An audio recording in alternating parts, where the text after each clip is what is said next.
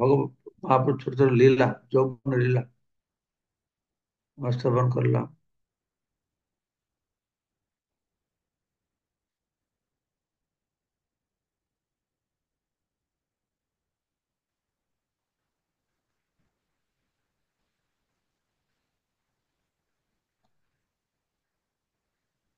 কোনটা? 100 নম্বর শ্লোক, 99 শ্লোক লেখা আছে চৈতন্য চরিতামৃত এই অধ্যায়তে। আর দিন শিব ভক্ত শিব গণ লগায়, শিব গুণ গায়, প্রভুর অঙ্গনে নাচে, ডম্বরু বাজায়। আর একদিন একজন শিব ভক্ত এসেছে, এই গ্রামগঞ্জে সব আসে এরকম বিভিন্ন প্রকার ভিক্ষাকে। আমাদের উড়িষ্যাতে আছে চকুলিয়া ডাকে, গান গাইতে গাইতে আসবে। আর একটা পরশুরাম হয়ে আসে, বিভিন্ন প্রকার রয়েছে, গ্রামে গঞ্জে ছিল সবকিছু ভগবানকে নিয়ে। তখনকার গ্রামের জীবনটা সব ভগবানকে নিয়েছিল। ছোটবেলা দেখেছি পূজা পাঠ উৎসব অনুষ্ঠান যাহা কিছু ভগবানকে নিয়ে। তো একদিন মহাপ্রভু বাড়িতে একটা শিবের ভক্ত এসেছে, আর গৃহ অঙ্গনে সে ডম্বুরু বাজাচ্ছে, বাজে নৃত্য করছে। মহেশ আবেশ হইলা সচির নন্দন, মহেশ আবেশ হইলা সচির নন্দন, তার স্কন্ধে চড়ে নৃত্য কইল বহু ক্ষণ। তো ডম্বুর বাজে যে শিব ভক্ত সে শিবের মহিমা গাইছে। তো গৌরহরি কি হয়েছেন সঙ্গে সঙ্গে তার মধ্যে মহেশ মহাদেব আবিষ্ট হয়েছেন। সেই শিব ভক্তটির স্কন্ধে আরোহণ করে তার ঘাড়ে উঠে মহাপ্রভু নাচতে শুরু করছে। শ্রী চৈতন্য মহাপ্রভু শিবের ভাবে আবিষ্ট হয়েছিলেন, কেননা তিনি হচ্ছেন শিব। হ্যাঁ, সবকিছু তো শিব ভগবান থেকে এসেছে, তাই সবকিছু তো ভগবান, সবকিছু হতে পারে। অচিন্ত ভেদাভেদ তত্ত্ব অনুসারে শিব শ্রী বিষ্ণু থেকে অভিন্ন, কিন্তু তবুও শিব শ্রী বিষ্ণু নন। ঠিক যেভাবে দই দধি দুগ্ধই, কিন্তু তবুও তার দুগ্ধ নয়। দই দুগ্ধ থেকে আসছে, কিন্তু এটা দুগ্ধ নয়। ঠিক সেরকম শিব বিষ্ণু থেকে এসেছেন, কিন্তু শিব বিষ্ণু নন। দুধ থেকে দই হতে পারে, কিন্তু দই কোনোদিন দুধ হবে না, এই জানতে হবে। দধি পান করলে দুগ্ধের ফল পাওয়া যায় না। দুগ্ধ পান করলে, বেশি দুধ পেলে কড়া হলে পেট খারাপ হয়ে যাবে। আর সেই দুধ থেকে তৈরি দধি, সেটা খেলে কি হবে না, পেটটা ভালো হয়ে যাবে, খারাপ পেট সুস্থ হয়ে যাবে। ঠিক সেরকম শিবের আরাধনা করে। ব্যাপার হচ্ছে, যেরকম দধি পান করলে দুগ্ধের ফল পাওয়া যায় না, ঠিক সেরকম শিবের আরাধনা করে বিষ্ণু আরাধনার যে মুক্তি, সে মুক্তি পাওয়া যায় না। ভগবান বিষ্ণু যে মুক্তি দিতে, তার নাম হচ্ছে মুকুন্দ, তিনি মুক্তি দিতে পারবেন। ভগবান বিষ্ণু যে কাউকে হত্যা করবে, আহ, হত্যারই গতিদায়কত্ব ভগবান বিষ্ণু একটা গুণ আছে, তারা ঐরিকে হত্যা করে তাকে মুক্তি গতি দান করতে পারবে। তো শিব সেরকম মুক্তি দিতে পারবে না। কেউ যদি মুক্তি পেতে চায় তাহলে তাকে অবশ্যই শ্রী বিষ্ণুর আরাধনা করতে হবে। সেই তত্ত্ব ভগবত গীতায় প্রতিপন্ন হয়েছে। মৎস্থানি সর্বভূতানি না চাহং তেষু অবস্থিত। মৎস্থানি সর্বভূতানি, সব আমার মধ্যে রয়েছে, আমি তাদের মধ্যে নেই, কিছু আমাদের মধ্যে নেই। পশ্চিমে যোগ ঐশ্বর্য, এইটা হচ্ছে আমার ঐশ্বর্য। সবকিছু ভগবানকে আশ্রয় করে বিরাজ করছে, কেননা মৎস্থানি সর্বভূতানি, সবকিছু তার শক্তি। কিন্তু তবুও তিনি সবকিছুতে অবস্থিত নন। চৈতন্য মহাপ্রভুর শিব ভাব অবলম্বন করা অসম্ভব নয়। তো তা বলে কারো মনে করা উচিত নয় যে শিবের পূজা করলে সে চৈতন্যের পূজা হয়ে যাবে, আর চৈতন্যকে পূজা করতে হবে না, এইরকম ধারণা, এটি ভ্রান্ত ধারণা। আর দিন এক ভিক্ষুক আইলা মাগিতে, প্রভুর নৃত্য দেখি নৃত্য লাগিলা করিতে। আরেকদিন এক ভিক্ষুক ভিক্ষা করার জন্য প্রভুর বাড়িতে আসে। তো মহাপ্রভুকে নাচতে দেখে সে ভিক্ষুকও নাচতে শুরু করে দিয়েছে। প্রভুর সঙ্গে নৃত্য করে পরম উল্লাসে, প্রভু তারে প্রেম দিল, প্রেম রসে ভাসে। তো ভিক্ষুকটি পরম উল্লাস মহাপ্রভুর সঙ্গে নৃত্য করতে লাগলো। তো মহাপ্রভু তখন তাকে প্রেমদান করলেন। তখন সে প্রেমরসে ভাসতে লাগলো। আর দিনে জ্যোতিষ সর্বজ্ঞ এক আইল, তাহারে সম্মান করি প্রভু প্রশ্ন কইল। আরেকদিন এক সর্বজ্ঞ জ্যোতিষ এসেছে, ঠিক আছে, মহাপ্রভুর বাড়িতে। তো চৈতন্য মহাপ্রভু তাকে অনেক সম্মান করে এ প্রশ্ন করেছিলেন। তারপর যে প্রভুপাদ সে লীলাটা বুঝিয়ে বলছেন যে ব্রাহ্মণরা সাধারণত জ্যোতিষী, আয়ুর্বেদজ্ঞ, বৈদ্য, শিক্ষক ও পুরোহিত হতেন। হ্যাঁ। যদিও তারা ছিলেন অত্যন্ত জ্ঞানী ও মর্যাদা সম্পন্ন, কিন্তু তবুও সেই সমস্ত ব্রাহ্মণরা দ্বারে দ্বারে গিয়ে তাদের জ্ঞান বিতরণ করতেন। ব্রাহ্মণ প্রথমে গৃহস্থের গৃহে গিয়ে বিশেষ তিথিতে বিশেষ অনুষ্ঠানের নির্দেশ দিতেন। বাড়িতে কেউ অসুস্থ থাকলে পরিবারের লোকেরা বৈদ্য রূপে সেই ব্রাহ্মণের সাহায্য প্রার্থনা করতেন। ব্রাহ্মণের ঔষধের নির্দেশও দিতেন। জ্যোতিষশাস্ত্রে পারদর্শী বলে সাধারণ মানুষ প্রায় ব্রাহ্মণদের অতীত, বর্তমান ও ভবিষ্যৎ সম্বন্ধে প্রশ্ন করতেন। সেই ব্রাহ্মণটি যদিও শ্রী চৈতন্য মহাপ্রভু গৃহে একজন ভিক্ষুকের মতো এসেছিলেন, কিন্তু হ্যাঁ, শ্রী চৈতন্য মহাপ্রভু তাকে প্রভূত সম্মান প্রদর্শন করেছিলেন, কেননা তিনি ছিলেন ব্রাহ্মণোচিত গুণাবলীতে বিভূষিত এবং জ্যোতিষ শাস্ত্রে পূর্ণ জ্ঞান সম্পন্ন একজন ব্রাহ্মণ। ব্রাহ্মণরা যদিও ভিক্ষুকের মতো দ্বারে দ্বারে যেতেন, তো তাদের অত্যন্ত সম্মানিত অতিথির মতোই সম্মান প্রদর্শন করা হতো। ওরা ভিখারি মতন যেত, কিন্তু ভিখারি মতন ব্যবহার নয়, তো খুব সম্মান করা হতো।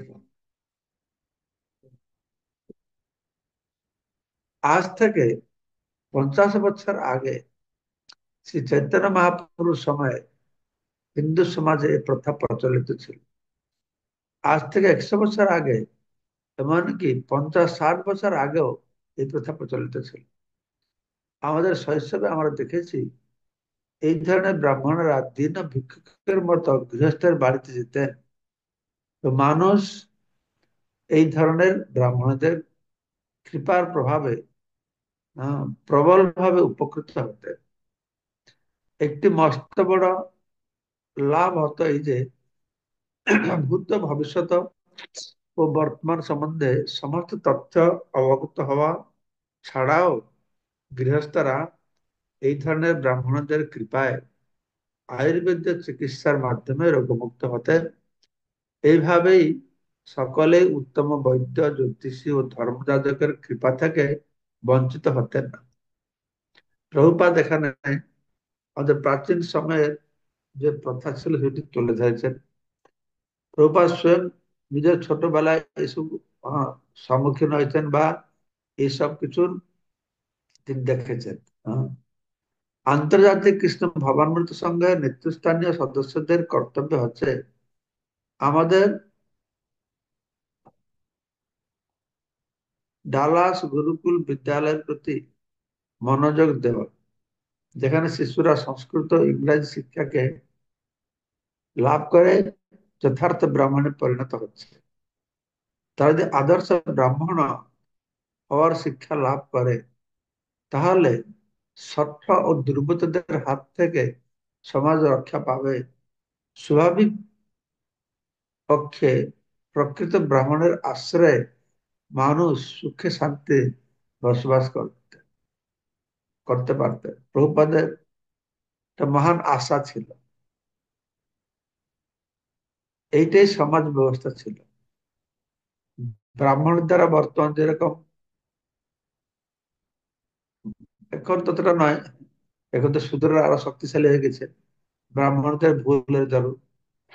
এক সময় ছিল ব্রাহ্মণরা মানুষকে শোষণ করত, নির্যাতিত করত, দুর্ব্যবহার করত, বেদের নামে শাস্ত্রের নাম। যথার্থ ব্রাহ্মণ, যথার্থ বর্ণাশ্রম পন্থা, যথার্থ বৈদিক শিক্ষা বা জীবনযাত্রা প্রণালী মধ্যে ব্রাহ্মণের অবস্থান এরকম ছিল না। বরঞ্চ ব্রাহ্মণের আশ্রয়ে মানুষ সুখে শান্তিতে বসবাস করতেন।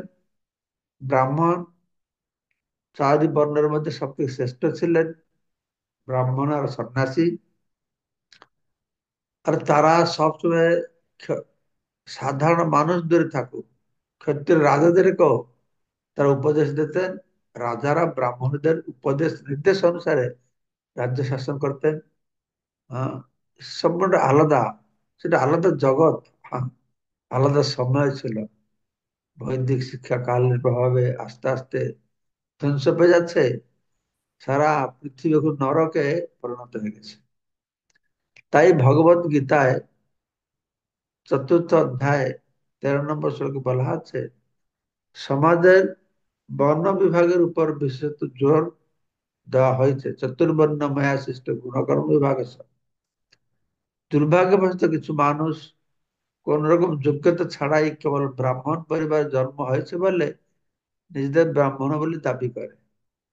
শুধু ব্রাহ্মণ নয়, ব্রাহ্মণ ঘরে জন্ম হয়েছে ব্রাহ্মণ কর্তব্য করে না, ক্ষত্রিয় ঘরে জন্ম হয়ে ক্ষত্রিয় কর্তব্য করে না, বৈশ্য ঘরে জন্ম বৈশ্য কর্তব্য করে না, শূদ্র ঘরে জন্ম হয়ে শূদ্র কর্তব্য করে না, কেউ নিজের কর্তব্য করে না। কিন্তু ব্রাহ্মণ ঘরে জন্ম সে বাহামা অহংকারটা করে। শূদ্র ঘরে জন্ম হলে আমি যে শূদ্র, সেটা যদি করতো তো একদিকে ভালোই হতো। কিন্তু তারা শূদ্র, তারা কাজ করে কিন্তু নিজেকে শূদ্র বলে মনে করে না।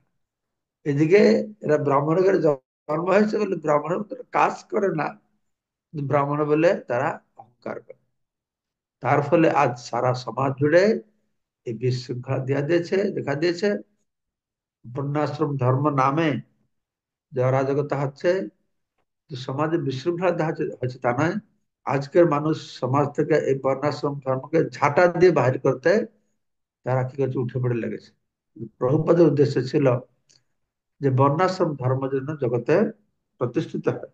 সেজন্য প্রভুপাদ চাইছিলেন যে ছোটবেলা থেকে আমাদের সন্তানদেরকে যদি এই ব্রাহ্মণ কর্মের শিক্ষা দেওয়া যায়, উন্নত চিন্তাধারার শিক্ষা দেওয়া যায়, তাহলে তাদের কাছ থেকে জ্ঞান পেয়ে সাধারণ মানুষও হ্যাঁ, সেটা লাভ করতে পারবে। তো যেটা প্রভুপাদ তাৎপর্যতে বর্ণনা করতে করতে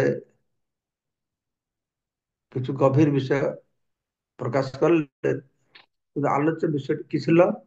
আলোচ্য বিষয়টি ছিল, আর দিনে জ্যোতিষ সর্বজ্ঞ এক আইল, তাহারে সম্মান করে প্রভু প্রশ্ন করিল। এই সম্মান ব্রাহ্মণ জ্যোতিষকে প্রমাস সম্মান যে মহাপুরুষ দিল, সেটা হলো প্রভুপাদ এসে বর্ণনা করলেন।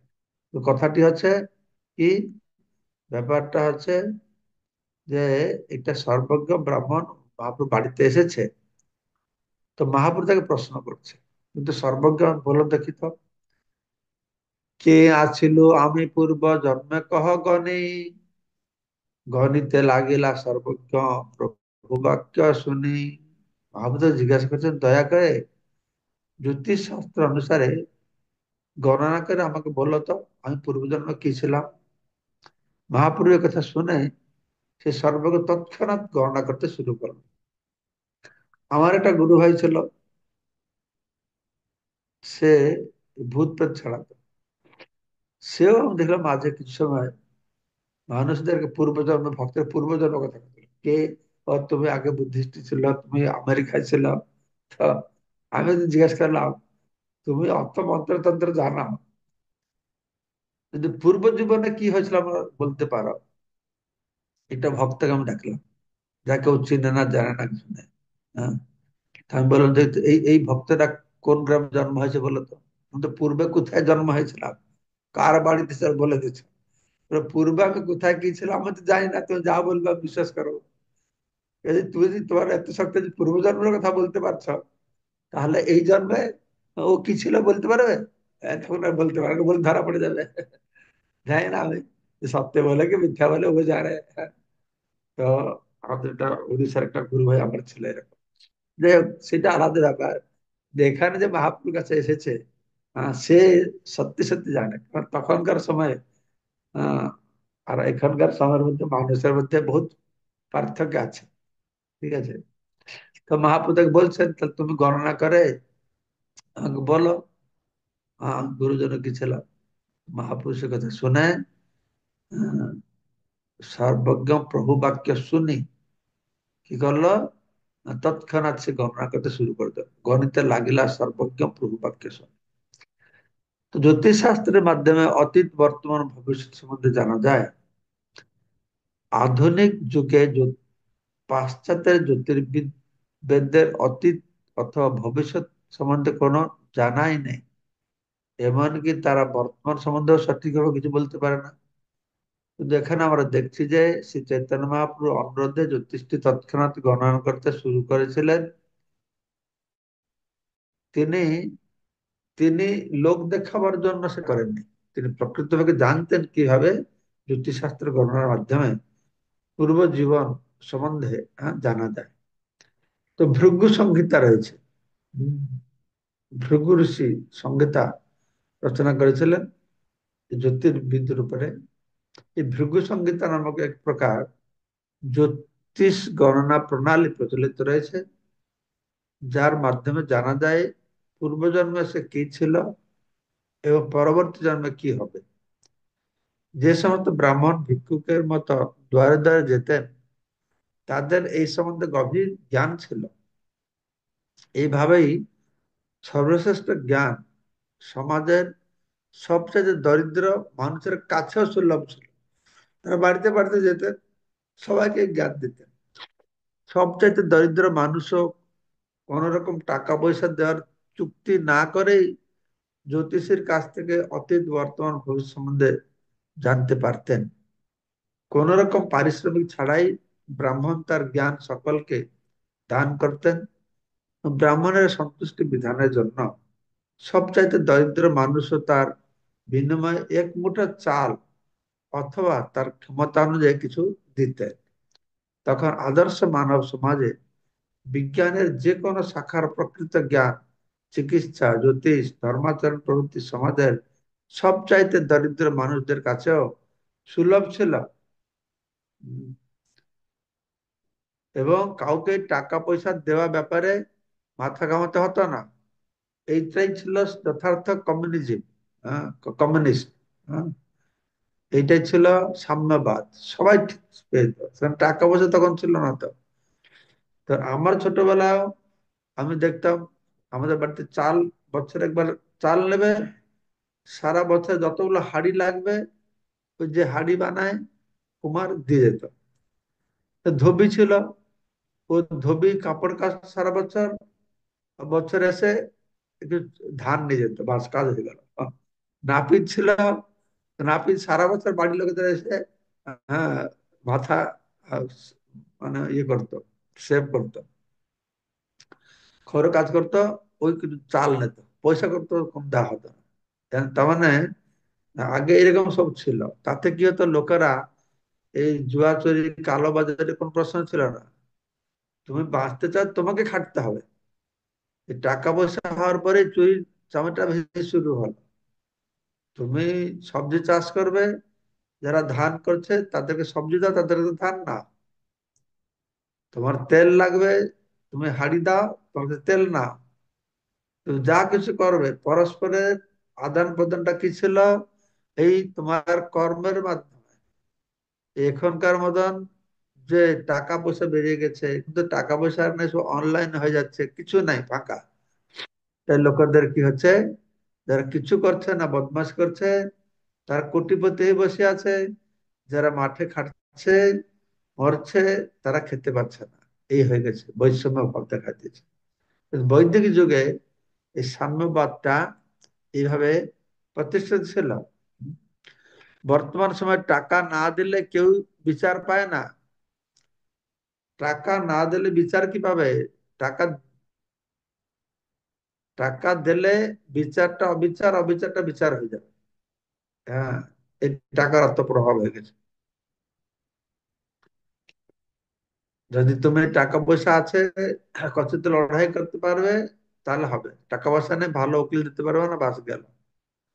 চিকিৎসা পাবে না, জ্যোতিষের সাহায্য পায় না, এমনকি পারমার্থিক জ্ঞান লাভেও সাহায্য পায় না। পারমার্থিক জ্ঞান লাভ করতে হলেও মানুষকে টাকা খরচা করতে হয়। তো জনসাধারণ কিন্তু আগে এরকম ছিল না। আগে ব্রাহ্মণরা গিয়ে বিনামূল্যে এগুলো দিত, আর মানুষেরা খুশি হয়ে যতটুকু দিত। গরিব লোক হলে এক মুঠো চাল দেবে, হ্যাঁ, ধনী লোক হলে হয়তো 1 কিলো চাল দেবে, তো সবাই পেত। হ্যাঁ, জনসাধারণ যেহেতু দরিদ্র, তাই এই মহান বিজ্ঞানের সুফল থেকে তারা বঞ্চিত হচ্ছে। তো প্রভুপাদ সুন্দর একটা সমাজ গঠনের ব্যবস্থা বর্ণনা করেছে। যাই হোক, যে কথা বর্ণনা করছেন কৃষ্ণদাস কবিরাজ গোস্বামী, যে কিভাবে সে সর্বজ্ঞ এসেছে, তো সে গণনা করছে। আপনি জিজ্ঞাসা করছেন পূর্বজন্মে কি ছিলাম, গণিত ধ্যানে দেখে সর্বজ্ঞ। সে ধ্যানে গণনা করে, সর্বজ্ঞ ধ্যানে দেখছে, কি দেখছে? গণিত ধ্যানে দেখে সর্বজ্ঞ, মহাজ্যোতির্ময় অনন্ত বৈকুণ্ঠ ব্রহ্মাণ্ড সবার আশ্রয়। সে দেখছে ধ্যানে বসে পূর্বজন্ম কি ছিল, মহাপ্রভু বলছে তো, যে মহা জ্যোতির্ময় রূপ, যা অনন্ত বৈকুণ্ঠ লোকের আশ্রয়, সেটাকে তিনি দেখছেন। জ্যোতির্ময় রূপ দেখছেন, সমস্ত বৈকুণ্ঠের আশ্রয়। এখানে আমরা বৈকুণ্ঠ লোক বা চিৎ জগতের কিছু তথ্য লাভ করছি। বৈকুণ্ঠ মানে যেখানে কোনো কুণ্ঠা নাই, কুণ্ঠার অতীত বৈকুণ্ঠ। জড়জগতে সকলেই উৎকণ্ঠাপূর্ণ, কুণ্ঠায় রয়েছে, উৎকণ্ঠা। কিন্তু আরেকটি জগৎ আছে যেখানে কোন রকম কুণ্ঠা নেই। এই জগতের কথা ভগবত গীতা ভগবান বলছেন, পর পরস্তুষ্মাৎ তু ভাব অন্য অব্যক্ত ব্যক্তাৎ সনাতন যশ সর্বেষু ভূতেষু নশ্বৎসু ন বিনশ্যতি। ভগবান অষ্টম অধ্যায় 20 নম্বর শ্লোকে বলেছেন যে আরেকটা জগৎ আছে। হ্যাঁ, আরেকটি প্রকৃতি রয়েছে, সেটা হচ্ছে নিত্য, ব্যক্ত অব্যক্ত জগতের অতীত। এই জড় জগৎটা এখন ব্যক্ত আছে, আবার অব্যক্ত হয়ে যাবে, কিন্তু এই ব্যক্ত অব্যক্ত জগতের ঊর্ধ্বে একটা আছে জগৎ, সে নিত্য, সে ব্যক্ত অব্যক্ত তার নয়। সেই জগৎটি হচ্ছে পরা প্রকৃতি থেকে জাত। পরা প্রকৃতি, হ্যাঁ, পরা মানে এই জড় প্রকৃতির পরে, অপরাশক্তি পরাশক্তি মানে পরা প্রকৃতি। ওই তার কখনো বিনাশ হয় না। এই জগতের বিনাশ হলেও সে জগৎটি অপরিবর্তীয় ভাবে থেকে যায়। এই জড় জগতে যেমন কোটি কোটি গ্রহ নক্ষত্র রয়েছে, তেমন এই চিৎ জগতে লক্ষ লক্ষ বৈকুণ্ঠ লোক বিরাজ করে। চিৎ জগৎ, তাকে বলা হয় চিৎ আকাশ, পরব্যোম। ব্যোম মানে আকাশ। আমাদের যেমন আকাশ আছে, সেখানে এর বাহিরে, ব্রহ্মাণ্ডের বাহিরে, ব্রহ্মাণ্ডের 7টা না 8টা আবরণ রয়েছে। সে আবরণের ওপারে চিৎ আকাশ রয়েছে, সেখানে অনন্ত কোটি বৈকুণ্ঠ রয়েছে। সেই সমস্ত বৈকুণ্ঠ লোক বা উৎকৃষ্ট গ্রহ, লোকগুলি পরমেশ্বর ভগবানের রশ্মি ছটায়, হ্যাঁ, রশ্মি ছটার আশ্রয় করে। যেটা ব্রহ্মসংহিতে কুহা হয়েছে, যস্য প্রভা প্রভবত জগদণ্ড কোটি কোটি অশেষ বসুধা আদি বিভূতি ভিন্ন তদ্ব্রহ্ম নিষ্কলম অনন্তম অশেষ ভূতম গোবিন্দম আদি পুরুষম তমহং ভজামি। যস্য প্রভা প্রভবত, তার প্রভা, তার অঙ্গ কান্তি, সেটি সেখানে ব্রহ্মজ্যোতির মধ্যে সে চিৎ আকাশ পরব্রহ্ম যা ব্রহ্মজ্যোতি দ্বারা উদ্ভাসিত হচ্ছে, সেখানে অনন্ত বৈকুণ্ঠ ভাসছে, আহ, অবস্থান করছে। পরমেশ্বর ভগবানের দেহ নির্গত রশ্মি ছটায় অসংখ্য জড় ব্রহ্মাণ্ড চিন্ময় বৈকুণ্ঠ লোক বিরাজমান করছেন। এইভাবেই এই সমস্ত গ্রহ লোকগুলি পরমেশ্বর ভগবানের সৃষ্টি। সেই জ্যোতিষ চৈতন্য মহাপ্রভুকে পরম পুরুষ রূপে দর্শন করেছিলেন। এর থেকে আমরা সহজে অনুমান করতে পারি যে তিনি কত জ্ঞানী ছিলেন, কিন্তু তবুও তিনি মানব সমাজের শ্রেষ্ঠ কল্যাণ সাধনের জন্য দ্বারে দ্বারে একটি সাধারণ ভিক্ষুক রূপে গ্রহণ করেছিলেন। চিন্তা করে দেখুন, এই সর্বজ্ঞ তখন ছিল, পূর্বজন্ম কি ছিল সব বলতে পারলো, কিন্তু সাধারণ ভিখারি মতন ঘুরে বেড়াচ্ছে। তো এই শ্লোকে জগতের বর্ণনা করা হচ্ছে যে আরেকটা জগৎ আছে, সেই জগৎ কোনদিন নষ্ট হয় না। প্রভুপাদ একটা বই লিখেছেন, easy journey to other planets, পরলোকে সুগম যাত্রা। সেই বই পড়ে আমি ভক্ত হয়েছিলাম। প্রথম বই, প্রথমে পারফেকশন যোগটা পেয়েছিলাম, তারপর আমাকে দিয়েছিল একজন ভক্ত, বিদেশি ভক্ত, easy journey to other planet. সেটা আমার খুব পছন্দ হলো। রূপা সুন্দর একটা কথা বলেছেন, আপনারা পড়বেন সে বইটা, ছোট্ট বইটা। স্যার প্রভুপাদ বৈজ্ঞানিকদের কথা বলেছেন, যে বৈজ্ঞানিকরা বলছে যে আমাদের যেরকম এই জগৎটা আছে, প্রভুপাদ এটা পরমাণু দৃষ্টান্ত দিয়েছে, অণুর দৃষ্টান্ত দিয়েছেন। ইংরেজিতে কি নিউট্রন, প্রোটন, ইলেকট্রন এসব রয়েছে।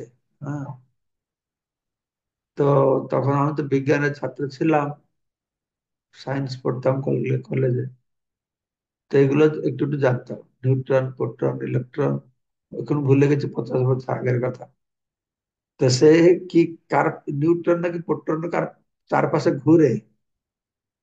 তো বৈজ্ঞানিকরা বলছে এই জগতে এই যে আটমটা তৈরি হয়েছে, নিউট্রন প্রোটনটা যেভাবে ঘুরে, আরেকটা জগৎ আছে ওর বিপরীতের দিকে ঘুরে, সেটাকে আন্টি মেটেরিয়াল ওয়ার্ল্ড বলছে। হ্যাঁ, আমরা বলছি চিন্ময় জগৎ, তারা বলছে আন্টি মেটেরিয়াল ওয়ার্ল্ড, বৈজ্ঞানিকরা বলছে। তিনটে থিওরি তারা দিয়েছে, আপনার পড়ে দেখবেন। ভালো মনে, ওই যে 50 বছর আগে বাড়িতে পড়েছিলাম, তারপরে হয়তো আমি পড়ি না মনে হয় সে বইটা। আর সে তখন থেকে একটু অবশ্য মনে আছে এটা, যে কিভাবে বৈজ্ঞানিক তিনটে থিওরি প্রপাত দিয়েছেন। তাদের শেষ থিওরিটা হচ্ছে এটা মূর্খের মতন থিওরি। হ্যাঁ, তারা লিখেছে, প্রপাত যেটা বর্ণনা করেছেন বইতে, যে বৈজ্ঞানিক বলছে এটা ম্যাটেরিয়াল ওয়ার্ল্ড আর আন্টি ম্যাটেরিয়াল ওয়ার্ল্ড, এর বিপরীত হচ্ছে সেটা, এর বিপরীত গুণাবলী সেখানে। এই পর্যন্ত ঠিক আছে। হ্যাঁ, এখানে নিউট্রন প্রোটন যেভাবে ঘুরে সেখানে অপোজিট ঘুরে, এ পর্যন্ত ঠিক আছে। শেষটা থিওরি দ্বারা লিখেছে যে এই material world, aunty material world দুটো একসঙ্গে ধক্কা ধাক্কা খাবে, ধাক্কা খেয়ে ধ্বংস হয়ে যাবে, ধ্বংস হয়ে যাবে। তো প্রভুপাদ এখানে ধরেছেন তাদেরকে, যে তোমরা যদি বলছো material world aunty material world বিপরীত, ভৌতিক জগৎটা চিন্ময় জগতের বিপরীত, তাহলে ভৌতিক জগৎটা যদি নষ্ট হবে, চিন্ময় জগৎটা যদি তার বিপরীত হয়, তাহলে নষ্ট হবে না। তাহলে তোমরা কি করে বলছো এই দুটো ধাক্কা খেয়ে নষ্ট হয়ে যাবে? আর এই ব্যাপারটা আমাকে খুব পছন্দ লাগলো। আরে এই সাধু হয়ে তো বৈজ্ঞানিকদেরকে ভালো ধরেছে, হ্যাঁ ভুলটা ধরেছে। বৈজ্ঞানিকরা বলছে হ্যাঁ, material world aunty material world, জড় জগৎ চিন্ময় জগৎ, যার বিপরীত গুণাবলী, তারা একদিন ধাক্কা খেয়ে দুটোই নষ্ট হয়ে যাবে। উপায় বলছে কি করে দুটো নষ্ট হবে? তাদের বিপরীত গুণাবলী, তাহলে একটা যদি নষ্ট হবে, এটা নষ্ট হবে না। তো এইভাবে ছিল প্রভুপাদ সুন্দরভাবে প্রতিষ্ঠিত করলেন যে কিভাবে চিন্ময় জগৎ এইরকম। হুম। তারপরে আমার কালকে 106 নম্বর শ্লোক পাঠ করে শ্রবণ করব, জ্যোতিষ আর কি বলছে মহাপুরুষ সম্পর্কে। এইখানে রহিল গ্রন্থ অমৃত লহরী, বদন বলিয়া সবে বল হরি হরি। কার কোনো প্রশ্ন আছে? প্রভুগণ, মাতাজীগণ। হরে কৃষ্ণ মহারাজ, শ্রীচরণ প্রণাম মহারাজ। মহারাজ, এই এখন বর্তমানে যদি বাড়িতে ভিক্ষুক আছে, তাহলে কি করবো মহারাজ? তারা সুন্দর করে করে চলে আসে, তো আমাদের কি করা উচিত মহারাজ? আমাদের সবাইকে সম্মান করতে হবে। যে ওদের পাশে কি কুকুর আছে, এক মুঠো চাল চায়, আর কি চায়? তাদের একটা ফল দিয়ে দেবেন, একটা আপেল দিয়ে দেবেন, কিছু ফল দিয়ে দেবেন, একটা কলা দিয়ে দেবেন, যা কিছু দেবেন। ভিখারিদেরকে যারা ভিক্ষা করতে আসে তাদেরকে এমনি খালি হাতে ছাড়তে নেই। গৃহস্থের কর্তব্য যেটা, গৃহস্থের কর্তব্য যে দরজা, গৃহস্থের কর্তব্য তো সবাইকে দেখাশোনা করা। এমনকি শাস্ত্র বলছে যে যথার্থ গৃহস্থ সে রান্না বান্না করে ভগবানকে ভোগ নিবেদন করে বাড়ি বাইরে আসবে। বলে এ পর্যন্ত কেউ না খেয়ে আছো, দরিদ্র ভিখারি যদি কেউ এক দুজন আসলো খাওয়াবে, তো আবারও বাড়ি বাইরে যাবে। আর কেউ বাকি আছে এরকম, তখন যখন কেউ লোক আর আসবে না খেতে, তখন গৃহস্থ খেতে বসবে। এই যে গৃহস্থের কর্তব্য। তাহলে তাকে মহারাজ কোনো চাল অর্থ দেব না, তাহলে সেটা যে আপনি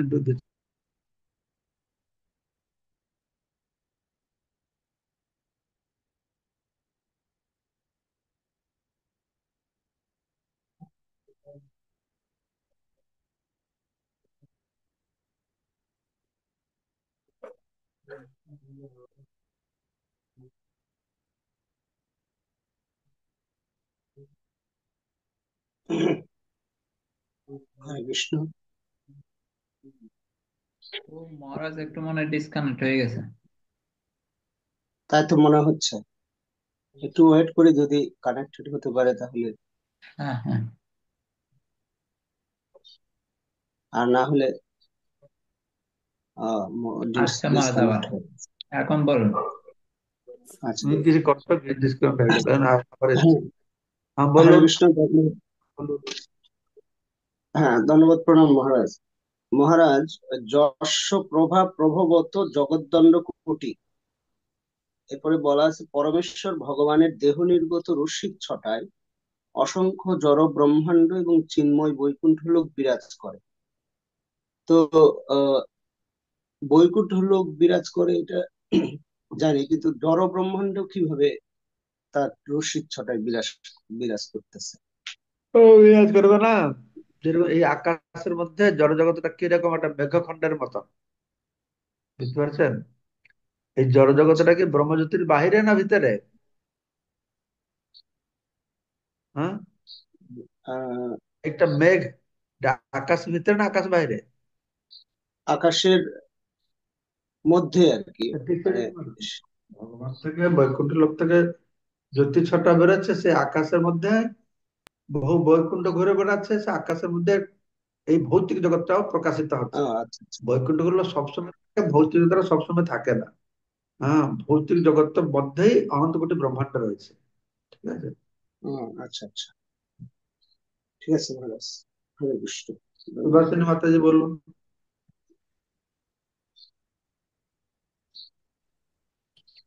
হরে কৃষ্ণ, দণ্ডবাদ প্রণাম মহারাজ, আপনার শ্রী চরণে সকল বৈষ্ণবের চরণে প্রণাম। মহারাজ, আমি তোমার এই চৈতন্য চরিতামৃত ক্লাস, শ্রীমদ ভাগবত গীতা ক্লাসের জন্য ধন্যবাদ।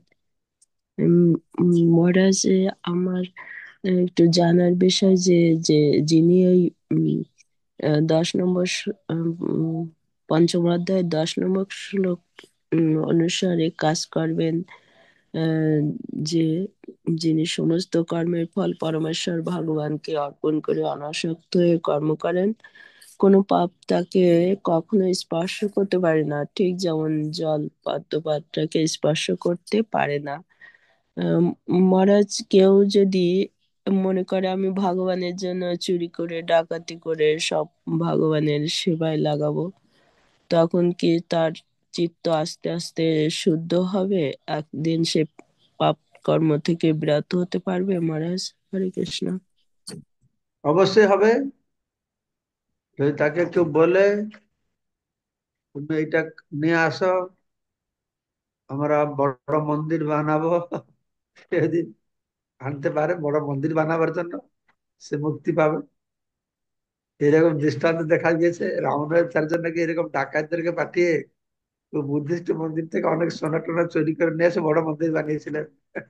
তারপরে তারা সব মুক্তি পেয়ে গেছে। হ্যাঁ, ব্যাপার হচ্ছে এইরকম কেউ ভগবান যেন কেউ চুরি করতে চায় না, সবাই ছেলে মেয়ে বউর জন্য চুরি করতে চায়। ভগবান যেন কেউ চুরি করতে চায় না, ছেলে মেয়ে বউর জন্য চুরি করে। তারপরে প্রভুপাদ বলেছেন তো, ভগবানের ভক্ত হলে কিছু অসৎ উপায়ে অর্থ উপার্জন করতে ওর মন যাবে না। কিন্তু কোন সময় যদি ভগবান যেন করতে হয়, সে যদি করে, তাহলে তাকে সে পাপকর্ম স্পর্শ করবে না কোন পরিস্থিতিতে। হুম, যদি করে। আমাদের ভক্তদেরকে তো, আমাদের একটা নাটক ছিল, ওই নাটকটা রোল ছিল, তো সাধুদেরকে গালাগালি দিয়ে বলছে, আরে চোরেরা রাত্রে চুরি করে, এই সাধুরা দিনের বেলা গিয়ে ডাকাতি করে চুরি করে। আমরা যে ঘরে ঘরে গিয়ে টাকা পয়সা নিচ্ছি, সে বলছে এরা চুরি করে নিয়েছে। হ্যাঁ, এরা দিনের বেলা ডাকাতি করছে গৃহস্থের বাড়িতে ঢুকে। তো আমরাও ডাকাতি করছি, সাধারণ ডাকাতি করছি, সব গৃহস্থের কাছে পকেট টাকা পয়সা নিচ্ছে না। এই যে হাজার হাজার কোটি টাকার মন্দির বানানো হচ্ছে, তো কোথা থেকে পাচ্ছি আমরা? আমরা বাড়ি থেকে নিয়ে এসেছি, সব গৃহস্থের কাছে ডাকাতি করে নিয়ে এসছে এগুলো, নাকি? তাদের কাছে আমরা দিনের বেলা ডাকাতি করছি, আর চোরের রাতের বেলা ডাকাতি করে। তো কি ডাকাতি করে আমাদের ব্রহ্মচারীরা মজা করে বলে, না না আমি চুরি করি না, আমি না বলে নিয়ে এসেছি। আমি চুরি করবো কেন, না বলে নিয়ে এসেছি। সেটা না বলে নিয়ে আসে, আমরা বলে নিয়ে আসি। এটাই পার্থক্য আর কি। জয় শ্রী হরে প্রভুপাদ কৃষ্ণ। কি জয়। ধন্যবাদ, প্রণাম মহারাজ, আপনার শ্রী চরণে কোটি কোটি প্রণাম। বাঞ্ছা কল্পতরুভ্যশ্চ বাঞ্ছা কৃপা কল্পতরুভ্যশ্চ চ কৃপা পতিতা সিন্ধুবে পাবনেভ্যো পতিতানাং বৈষ্ণবেভ্যো পাবনেভ্যো বৈষ্ণবভ্যো নমো নমঃ। নমো নমঃ।